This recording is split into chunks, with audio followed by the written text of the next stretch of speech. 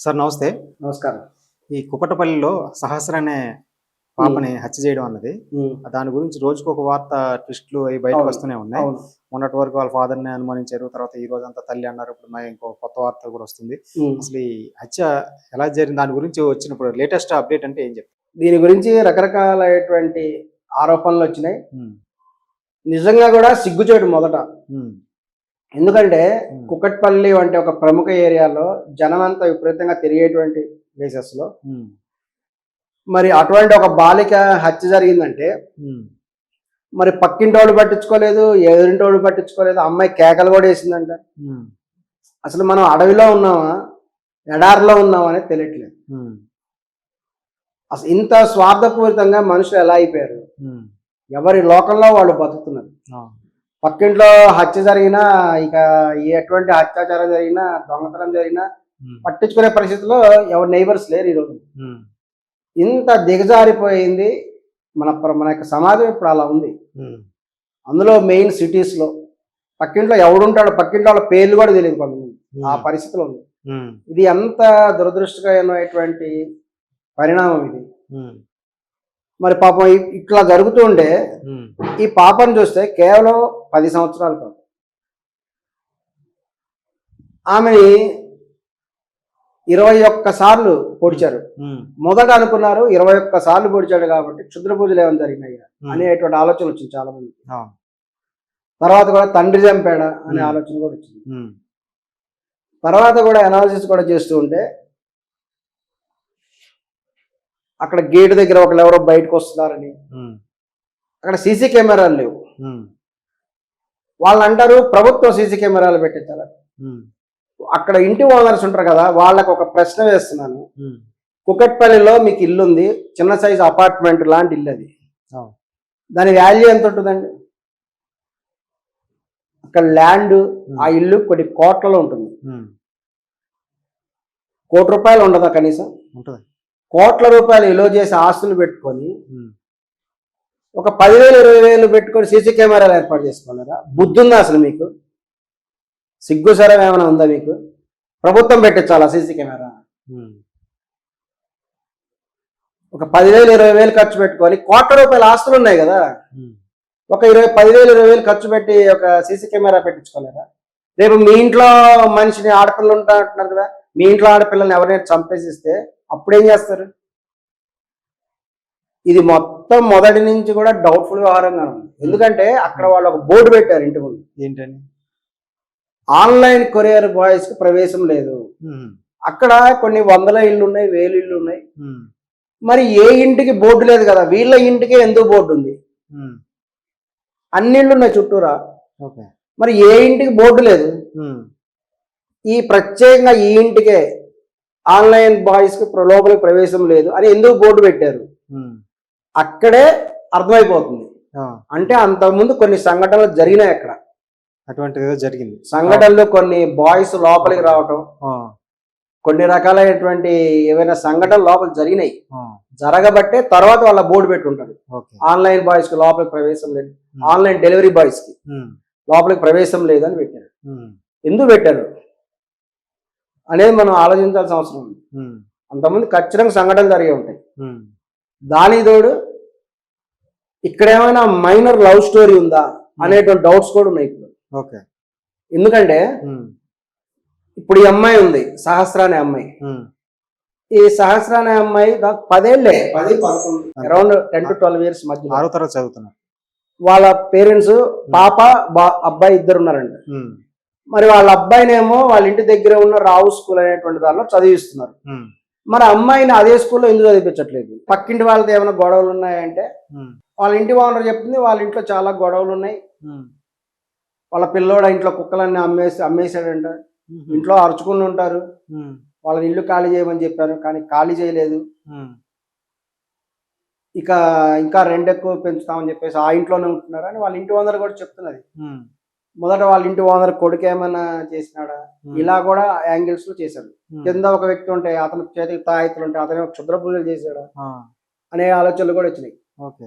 ఇప్పుడు మరి పోలీసు వారు చెప్పడం ఏంటంటే పక్కన ఉన్నటువంటి ఇంట్లో హ్మ్. 10th క్లాస్ అబ్బాయి, మైనర్ అబ్బాయి, హ్మ్. ఈ మైనర్ అబ్బాయి వీళ్ళ ఇంట్లోకి వచ్చాడు. సో ఆ అమ్మాయికి అతనికి మధ్య ఇక్కడ ఏదైనా అమ్మాయి మీద మైనర్ లవ్ స్టోరీ ఏమైనా ఉందా? ఎందుకంటే ఈ మధ్య స్కూళ్ళల్లో చాలా బయటపడుతున్నాయి. స్కూళ్ళల్లో చిన్నపిల్లల మధ్య ప్రేమ వ్యవహారాలు ఇటువంటివన్నీ కూడా బయటపడుతున్నాయి. ఈ అమ్మాయి 6వ క్లాస్, ఆ అమ్మాయి కూడా చాలా చక్కగా ఉంది, చాలా అందంగా కూడా ఉంది. ఒకవేళ పెద్ద అయితే సినిమా హీరోయిన్ అయ్యేదేమో, అంత బాగుంది, చాలా చక్కగా ఉంది అమ్మాయి పాప. ఈ పక్కవాడేమో 10th క్లాస్ అబ్బాయి, ఈ అమ్మాయిని ఏమైనా ప్రేమ పేరుతో ఏమైనా వేధించాడా? ప్రేమ పేరుతో వేధించి వాళ్ళకేం తెలియదు కదా చిన్నప్పుడు, ఏముంది ఐ లవ్ యూ అని అమ్మడపడతారు, అంతకుమించి వాడికేం తెలుసు. 10th క్లాస్ అబ్బాయి ఈమెను వేధించాడా? అది వాళ్ళ ఇంట్లో తెలుసా? ఖచ్చితంగా వాళ్ళ ఇంట్లో వాళ్ళు ఈ విషయం బయట పెట్టాలి, వాళ్ళ పేరెంట్స్. ఎందుకంటే వాళ్ళని ఖచ్చితంగా అడిగారు, ఇటువంటి హత్యలు ఎలా జరుగుతాయంటే చాలా పగతో జరుగుతాయి, చాలా వాళ్ళ మీద విపరీతమైన పగ ఉంటుంది. మీకు ఎవరితో అయినా గొడవలు ఉన్నాయా అంటే 8 నెలల నుంచి మేము బాగున్నామండి అని చెప్తుంది వాళ్ళమ్మ. దాని అర్థం ఏంటి? అంతకుముందు బాగాలేదు, 8 నెలల నుంచి ఏం గొడవలు లేకుండా బాగున్నామండి అని వాళ్ళ అమ్మ సహస్ర వాళ్ళ తల్లి చెప్తున్నది. అంటే 8 నెలల నుంచి బాగున్నామంటే 8 నెలల ముందేంటి పరిస్థితి ఆమె చెప్పాలి. అంటే ఇక్కడ కొన్ని విషయాలు సహస్ర తల్లిదండ్రులు దాచిపెడుతున్నారు. అక్కడ కొన్ని సంఘటనలు జరిగినాయి,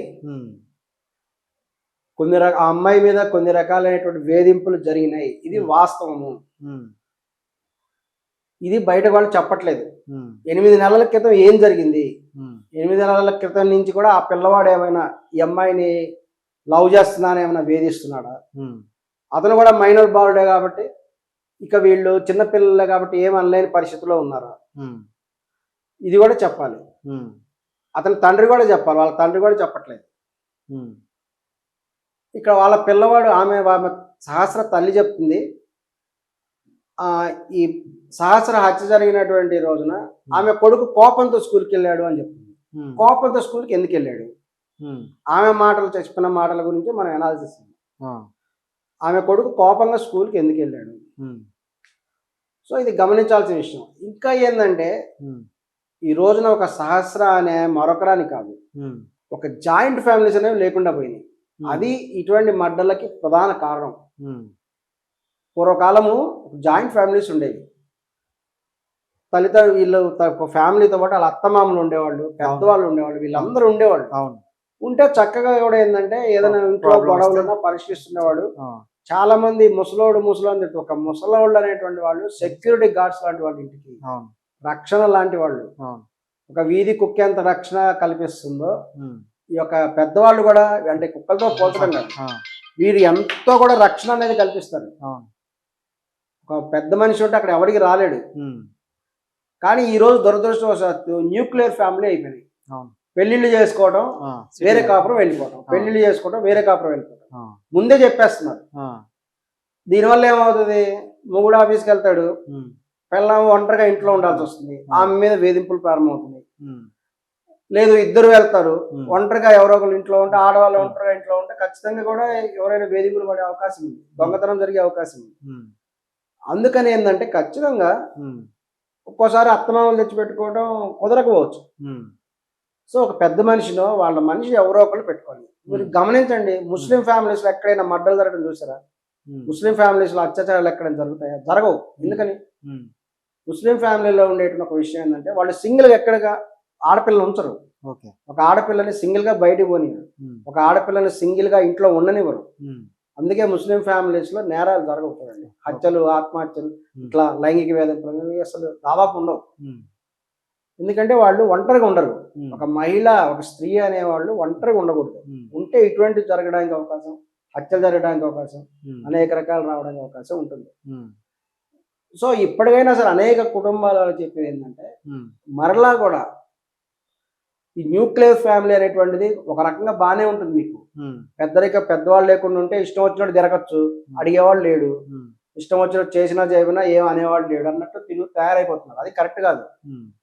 ఖచ్చితంగా కూడా పెద్దోళ్ళు ఒకళ్ళు ఉంటే ఆ ఇంటికి శ్రీరామ రక్ష అన్నమాట. సో ఇక్కడ ఈ విషయం, ఈ అమ్మాయి గురించి కూడా వస్తే, ఈ అమ్మాయి ఆ రోజు ఇంట్లో ఒంటరిగా ఎందుకున్నది, దీనికి ఏదైనా వేరే కాదు స్కూల్ అని చెప్తున్నారు, అది కూడా ఒకసారి ఎంక్వైరీ చేయాలి. ఓకే. స్కూల్లో అనేటువంటి కారణం కూడా చెప్తున్నారు. ఆమెని ఒంటరిగా ఇంట్లోనే ఉంచి ఎందుకు వెళ్ళారు అనేటువంటిది గమనించాల్సిన విషయం. ఈ అమ్మాయిని కూడా ఆ పక్కింటి మైనర్ బాలుడు రెగ్యులర్ గా అబ్జర్వేషన్ చేస్తున్నాడు. ఓకే. లేదంటే ఈ అమ్మాయి ఇంట్లో ఉన్న విషయం అతనికి ఎలా తెలుసు? ఆ మైనర్ 10th క్లాస్ పిల్లవాడికి ఆ రోజు స్కూల్ లేదా? అతను అంటే అతను రెగ్యులర్ గా ఫాలో అవుతున్నాడు. ఇది ఒక రోజు జరిగిన సంఘటన కాదు ఇది. దాదాపు 1 సంవత్సరం 2 సంవత్సరాల నుంచి జరుగుతున్న సంఘటన.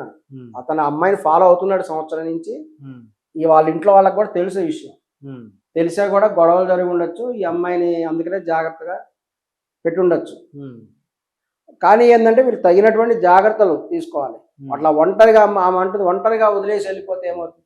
చాలా ఇళ్లలో చూస్తున్నాం చిన్న చిన్న పిల్లల్ని సెపరేట్ గా పడుకోబెట్టి మొగుడు పిల్లలు బెడ్రూమ్ లో దూరుతున్నది. సిగ్గుపడాల్సిన విషయం అది. చిన్న చిన్న పిల్లలు తల్లి దగ్గర పడుకుంటే తండ్రి దగ్గర పడుకుంటే వాళ్ళు ఎంత చక్కగా నిద్రపోతారు. వేరే రూమ్ లో పడుకోబెడుతున్నారు. వీళ్ళు బెడ్రూమ్ కావాల్సి వచ్చింది వీళ్ళకి మొగుడు పిల్లలు.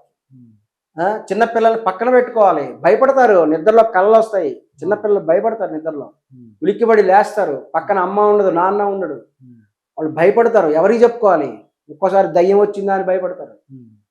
సిగ్గుపడాలి ఈ రోజుల్లో. ఇప్పుడు ఈ యొక్క అమ్మాయి చచ్చిపోవడానికి మెయిన్ కారణం ఏంటంటే వాళ్ళ తండ్రుల కారణం కూడా ఉంది. తల్లి కారణం కూడా ఉంది ఖచ్చితంగా.